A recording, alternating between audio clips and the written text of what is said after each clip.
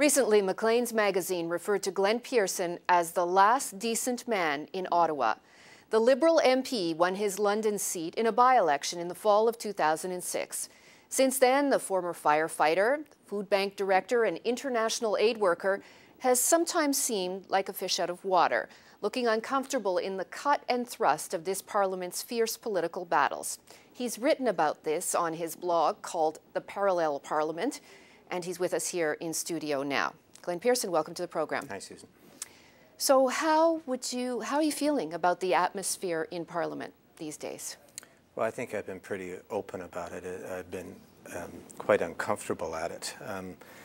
A lot of it is, I think, is because it's not my nature to be the cut and thrust kind of way, but I think the other part of it is that I see the effect that it's had on other people who are outside the House of Commons, whether it's students or others.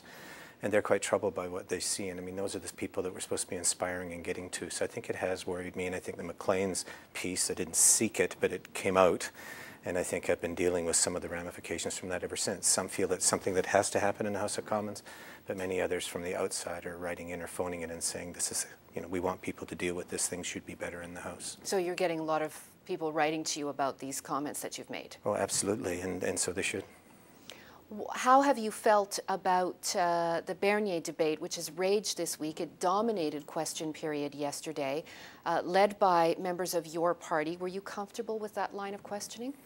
I wasn't. I've been honest. I've let them know that. I think it's important for people to understand, though, there's a context to it in the sense that before question period even starts, the governing party spends 2 or 3 of its statements that it makes just really hammering hard at Stéphane Dion in ways that are not fit, they are not proper, and they don't even match the character of the man. And I think that that sets the tone for what goes on as soon as the cameras come on for question period. So I think that that set the edge. That being said, I mean, I was in the House today with Mr. Ray. He brought up the question about it. And his question, I thought, was really well put. He just said, look, all we're trying to seek from the government is, did you do due diligence in checking into this affair to make sure that no security damage was being done? And I thought that's the right way to handle it. There's no harm in asking that question, and it was asked respectfully, and I quite appreciated that he did that. There are people who say that minority parliament intensifies the atmosphere in general in Parliament. It is a particularly fierce battle of partisanship we're witnessing now in the House. Do you think there's any way around that? Or do you think it's just a part of life here in Ottawa and it's a fixture of national politics and we've got to work with the system that we have? Well, I haven't been in long enough to fully know, but I can tell you from speaking to the Speaker, MPs that have been there from 20 years, even some within the Conservative Party, it has never been this bad in their recollection. And I think that that's something that we have to deal with.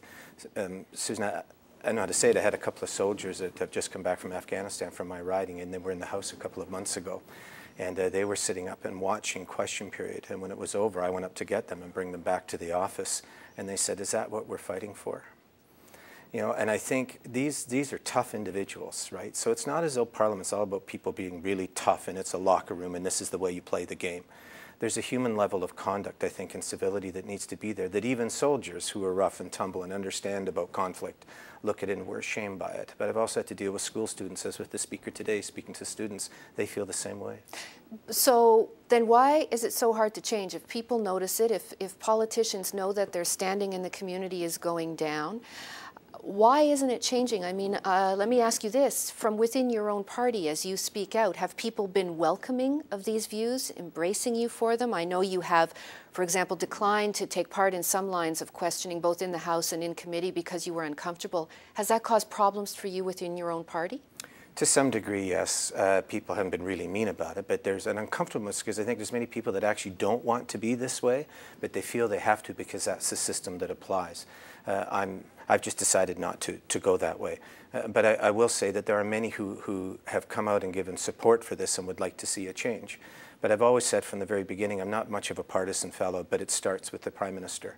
I really believe that. If the governing party will show civility and be like that, which happened for a certain period of time over the Afghan debate, all of a sudden the level of tone in Parliament really changed. It starts with the government, and then I think we should follow suit. What about your own party leader? Have you spoken to him about this, and what does he say? Oh, certainly. He knows I really struggle with this. In fact, I've even struggled with staying, and he knows that over these things. I've been pretty honest. You've thought of quitting? Oh, sure. This is especially back in November. I've really wrestled with it. But my point is, I back Stéphane Dion because he's a decent man. He's an honorable man. You know, I look at those type of characteristics, and I see a bit of those in myself. I'm not as strong as he is or any of those kind of things. But I backed him as a leader specifically because I was looking for decency, honesty, integrity. I think he has those things. But if you listen to the Conservative, you think he has none of those things. And I don't like that. I don't think we should do that to them. I don't think they should do that to us. We're there, we're in respectful positions, and we should treat each other honorably. Will you run again? I will run again because I told them that I would. I also told my wife that I would because she really wants me to, but I am struggling, and I'm hoping that at some way and at some level, the others that feel like me in Parliament will be able to lift the refinement a bit. We are public servants, not private servants. And the saddest part is at the most public moment of the day, when the public is watching us more than any other time, we're behaving abominably, and I hope that'll change. Now, you have lived a lot of your life being an advocate.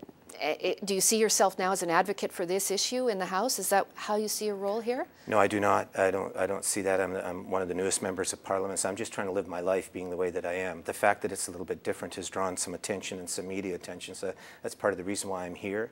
But I'm not standing up in caucus and saying, everybody, you need to start doing better. My job is to live as I see the standard should be. But what I'm beginning to discern is that other parliamentarians from all parties, including the governing party and the public, and even some in the media have begun to say, let's claw through this a little bit. Let's get back to a little bit of a level of stability because it is about the people we're supposed to be representing. Well, we can't solve all the problems today, but it was interesting to hear your thoughts. Thanks very much. Thank you, Susan. There's lots more to come on politics, but don't forget you can take the broadcast with you wherever you go with our full-length audio podcast.